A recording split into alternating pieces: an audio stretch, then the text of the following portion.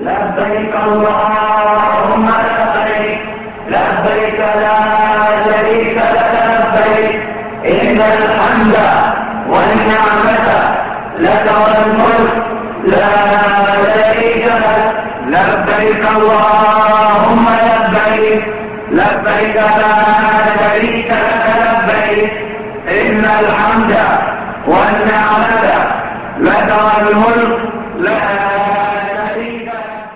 إن الحمد لله نحمده ونستعينه ونستغفره ونعوذ بالله من شرور أنفسنا ومن سيئات أعمالنا. من يهده الله فلا مضل له ومن يضلل فلا هادي له، وأشهد أن لا إله إلا الله وحده لا شريك له، وأشهد أن سيدنا ونبينا محمدا عبد الله ورسوله. Brothers and sisters in Islam, the story of Hajj is about being tested.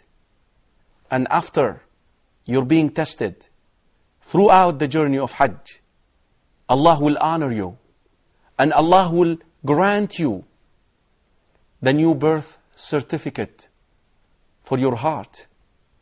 Hajj, brothers and sisters in Islam, is the only pillar in Islam that if it is done sincerely for Allah, you come back with a new birth certificate. من حج فلم يرفث ولم يفسق رجع من ذنوبه كيوم ولدته أمه. But you have to be observant of the etiquettes, of the rules of Hajj. But what will help you to be observant of these etiquettes and rituals is understanding the story of Hajj, the story of the family of Ibrahim alayhi salam.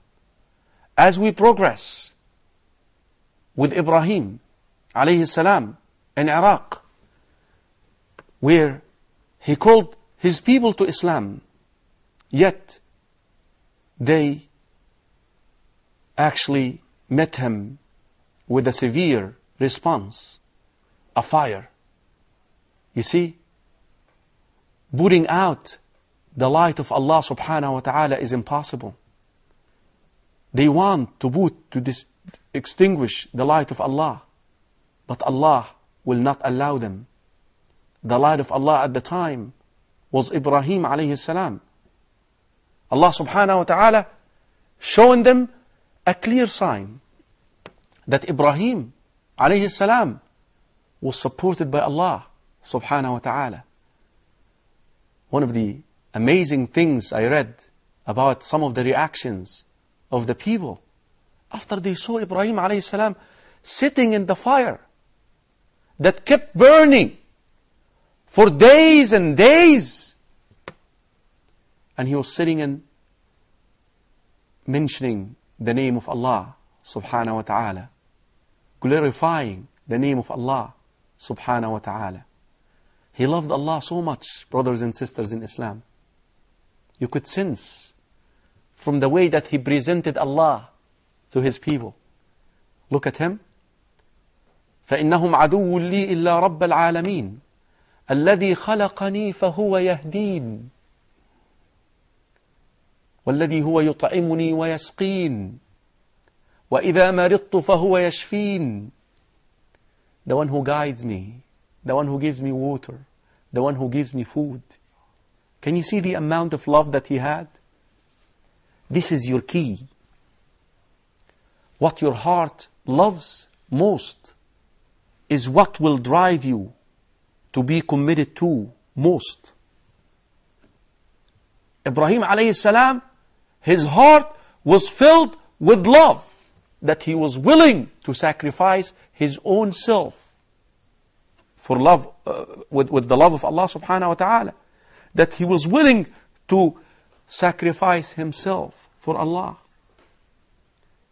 Don't you think that he actually did not know that Allah will spare him, that Allah will save him? He did not know. He sought the means. He said, Allah is all sufficient for me. but he trusted that Allah subhanahu wa ta'ala will deliver him.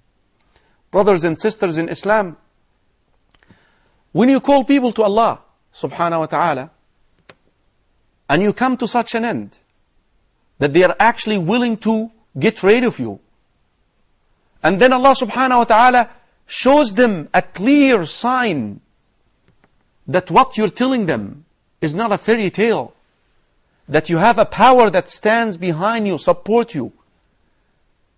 That power actually bothered a man at the time that the books of tafsir call him Namrud, a ruler, someone whom actually was worshipped by other people. He actually asked people to worship him. He wanted to debate with Ibrahim alayhi salam too. And Ibrahim also won that debate. Brothers and sisters in Islam, as a caller to Allah subhanahu wa ta'ala, and your message somehow is not received well, don't stop, don't give up, go somewhere else. Isn't that what Muhammad sallallahu alayhi wasallam did? Once his call, his message was not well received in Mecca, he already started exploring, actually through the season of Hajj, with other tribes, with other places. He used to go in Mina, where you will be camping, insha'Allah, for couple or 3 days. And he was talking to the people there about accepting him to come to deliver his message where they live. He actually made a journey on foot to a place called Ta'if. The same thing with Ibrahim alayhi salam. Once he given his message to his people and they refused it, he decided to leave. فآمن له لوط, Lut alayhi salam, and his wife Sarah believed in his message. And then Ibrahim alayhi salam said, وَقَالَ إِنِّي مُهَاجِرٌ إِلَىٰ رَبِّي, I will migrate for the sake of Allah subhanahu wa ta'ala. إِنَّهُ هُوَ الْعَزِيزُ الْحَكِيمُ. Allah subhanahu wa ta'ala will guide me to what to do, because He is almighty, He is all wise. Brothers and sisters in Islam, Ibrahim left his homeland for Allah. For Allah. And he went to Sham, Palestine. Wherever he went, he preached La ilaha illallah to the people. He shared with them the message of Tawheed. And he stayed in Palestine for a while with his wife Sarah. And you know, once your call is not getting anywhere, brothers and sisters in Islam, that's what you should do too. Find a place, a fertile place for your message, for your call to Allah subhanahu wa ta'ala. Don't stop. But you know what Ibrahim alayhi salam really wanted? After Allah subhanahu wa ta'ala spared him from the fire, after Allah subhanahu wa ta'ala delivered him safely from the enemies of Allah, he made this beautiful dua. رَبِّ هَبْ لِي مِنَ الصَّالِحِينَ. He looked into the next generation. Always, brothers and sisters in Islam, if you want to serve the deen of Allah subhanahu wa ta'ala, work with the new generation. Oh Allah, give me a righteous child. A child who can carry on my call after me. This is the nature of those who call to Allah subhanahu wa ta'ala. That once they feel like their call is not getting anywhere, they then seek it through their offspring. Look at Zakaria. He made the same supplication almost. That I want a child to inherit me and also to carry on the message after me. Brothers and sisters in Islam, the new generation of Muslims, fertile land, an earth that is fertile for all of us, because their fitrah still fresh and pure. Their fitrah still accepted to the call that you have.